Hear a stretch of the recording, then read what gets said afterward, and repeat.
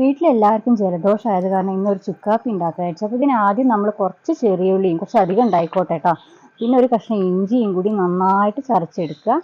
ഇനി നമുക്ക് ആവശ്യമായ വെള്ളം അടുപ്പത്ത് വെച്ചിട്ട് ഈ ചതച്ച ഉള്ളിയും ഇഞ്ചിയും കൂടി അതിലേക്ക് ചേർത്തിട്ട് ഒന്ന് തിളയ്ക്കാൻ വേണ്ടി വെക്കുക. അപ്പോഴേക്കും നമുക്ക് ആ തള വരുമ്പോഴേക്കും നമുക്ക് ഓടിപ്പോയിട്ട് തുളസിയുടെ ഇല പറിക്കാം.